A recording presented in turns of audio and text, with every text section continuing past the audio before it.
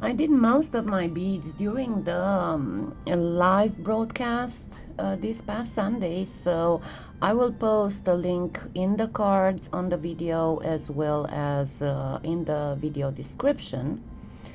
And this is why I'm not going to stay much longer on the subject of making the beads themselves.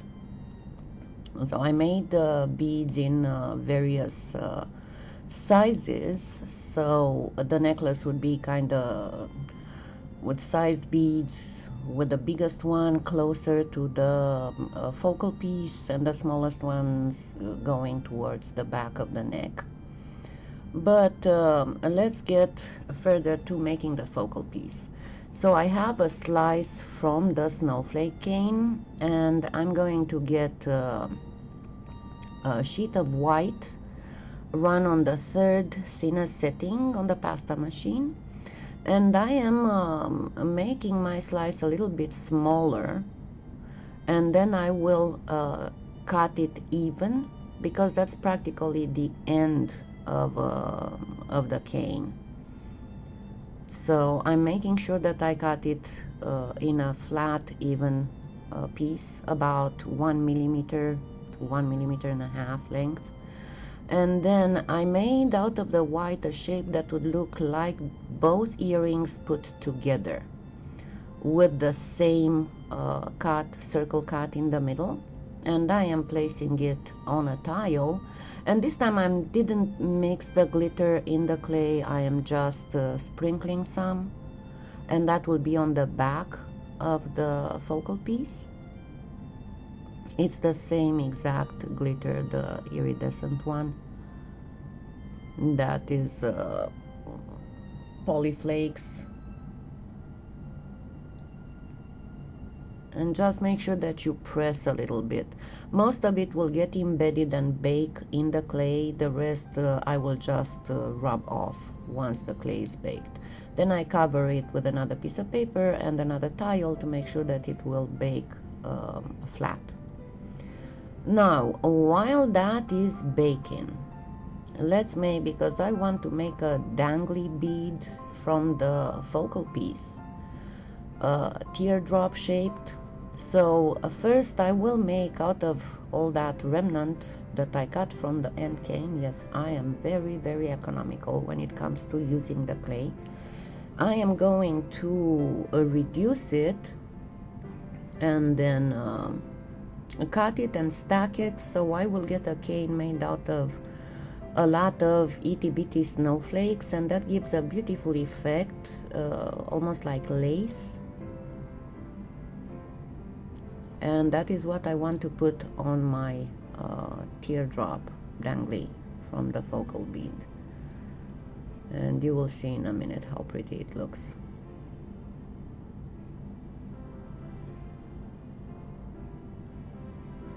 See, I'm just cutting and stacking. Now a slice of that will go on the focal bead, and then I take a piece of white and I roll a spherical bead out of it, and then I will take other bits and pieces, remnants from the Skinner blend I used, and just cut it in strips and place the strips on the bead, and more remnants from the Skinner blend that I did, and whatever other canes, because I want to have some lines that will be twirling. Then I press between my hands again to make those strips blend nicely, and then I will twirl it a little bit so I can get a little bit of twirly. Then I press it again into a round shape. And why I do that? Because I want that everything that I put on it will be perfectly flat and will have no folding lines. Then I'm going to cut a slice and a half of that cane I just made, and I want it to be nice and round, so I'm going to kind of trim away the edges, because I cut a slice very thin. And then I will place the slice, it's a slice and a little bit, on the bead, and then I kept a little bit of that snowflake that I reduced. It's practically the ends, and I will be cutting a few slices of that as well and placing them on the bead too.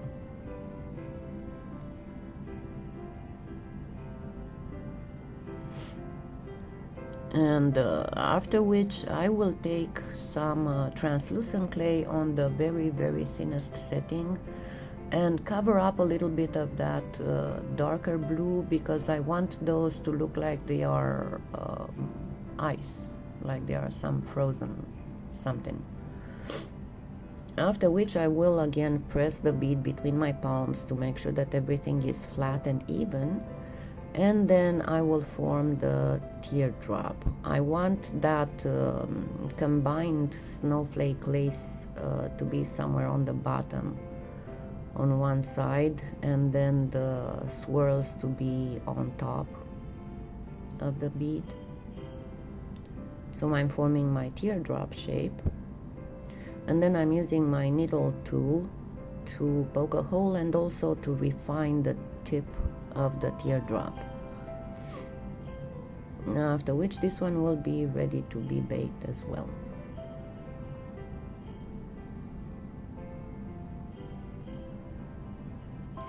Now the back is baked, so at this point I'm going to scrub it a little bit with a paper towel to remove whatever glitter particles did not adhere to the clay, and then I'm cleaning my surface really good. After which I will take some translucent on the second thinness. It has to be about the same thickness as the snowflake cane slice. Then cut around with whatever cutter is just a little bit smaller than your cane slice. Make sure that your cane slice is perfectly round, because it can get deformed while you're cutting, and you can stretch it a little bit. It has to overlap by about 1 millimeter the cutout in the translucent. After which, use your roller to blend it seamlessly. Make sure that you go with the roller in all directions so your snowflake will not be distorted.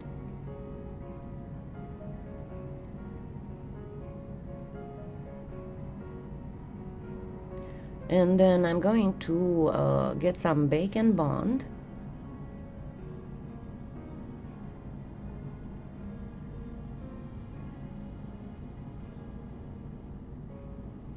And put it on the side of the backing that does not have the glitter, and then smear it really good.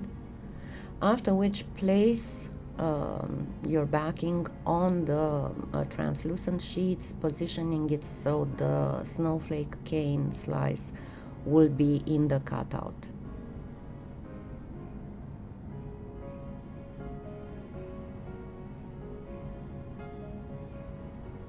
I used the tile so I would have the paper on the back properly. I didn't really need to use the tile itself. But now is the time when you trim the excess translucent.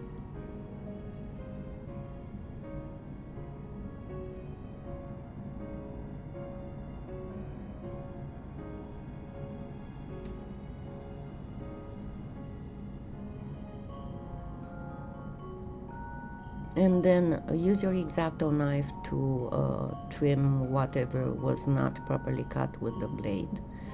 And make sure of something else. Put your hands behind the piece and kind of pull to make sure that the translucent is well stretched. Otherwise, the slice in the middle will have a slight bow.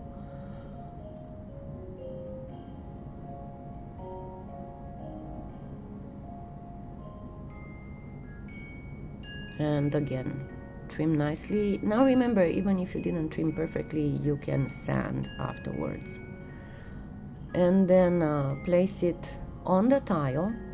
Now my recording software again hiccuped when I was taping, positioning the top. So pay attention on how I did this one, because this is exactly how you will place the front of the focal piece. So this is ready to go and get baked.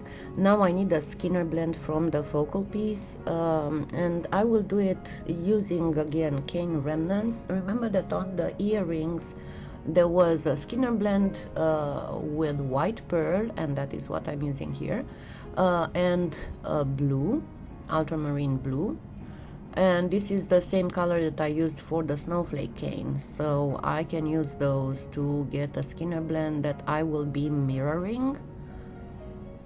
So I have the white streak in the middle.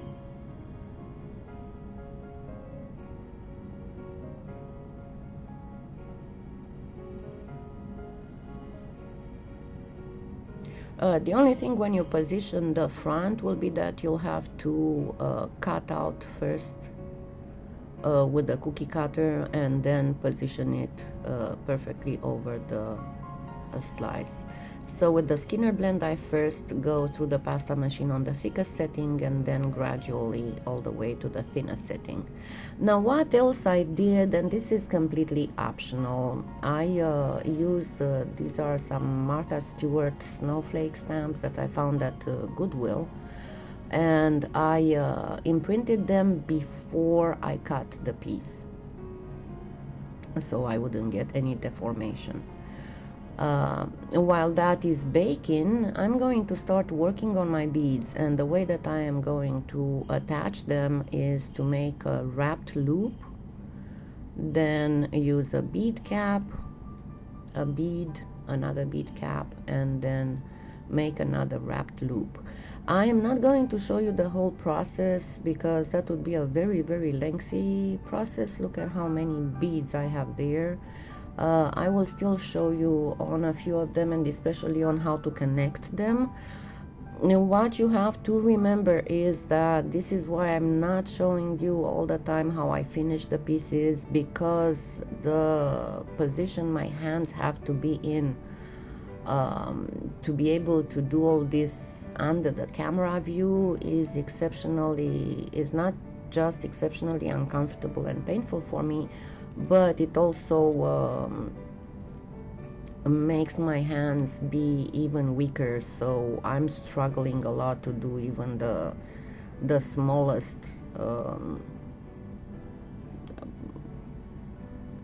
things, to, you know, like wrapping wire and so on. So this is I'm going to still show you how to do the basic things, but not for the whole necklace. So first you do a loop, then you wrap the wire under the loop,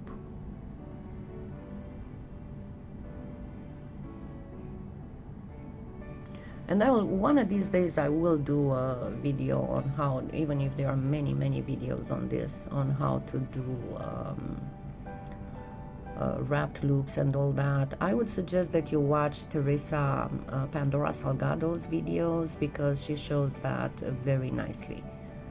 And so again, I did bead cap, bead cap, and then I bend the wire, leaving myself about 1.5 millimeters to do the wrap. Then I loop the wire, I attach the next bead, and then I finish the loop and wrap it. Let's try one more time on this one. This time I first did the wrapped loop already connected to the previous bead, and now I will be doing the second wrapped loop.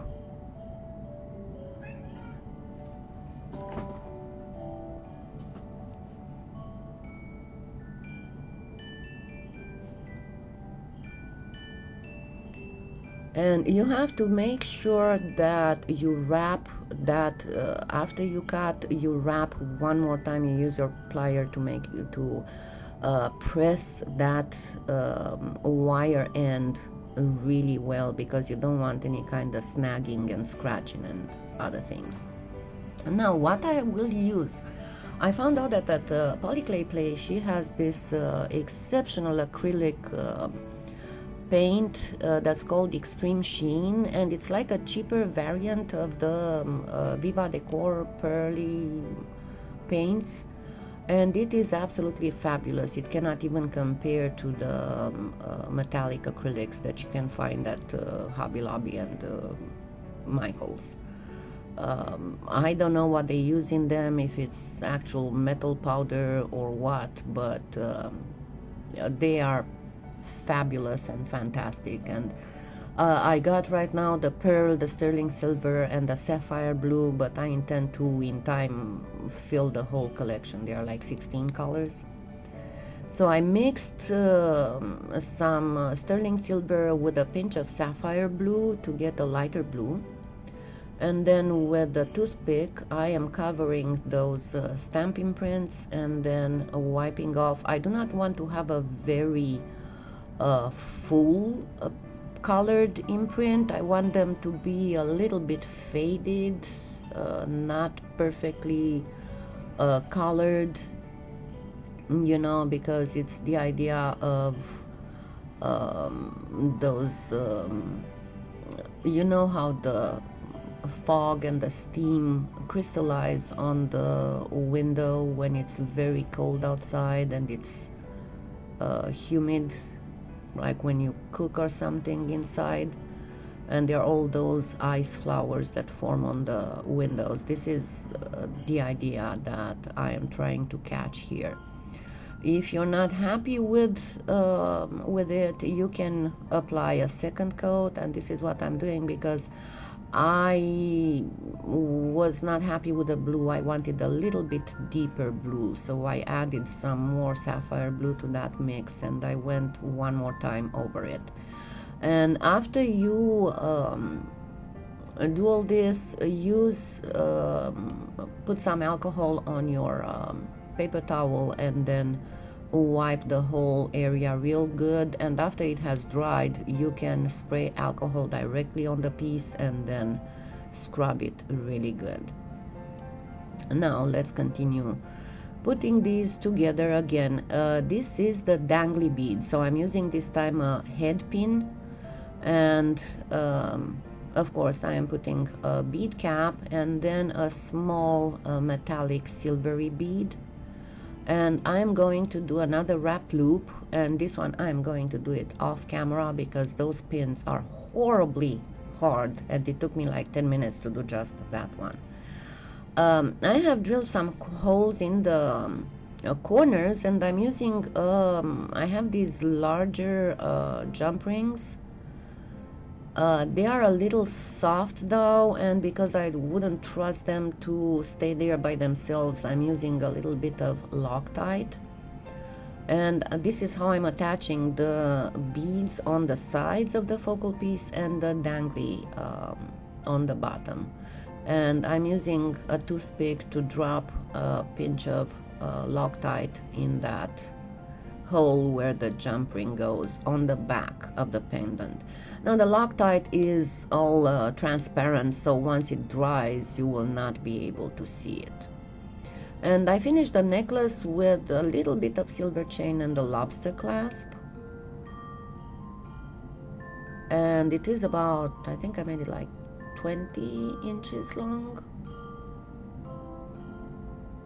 And remember, whenever you have a focal piece like this and you measure your necklace, to take into consideration the focal as well, because you see, like this focal is about 3.5 inches wide.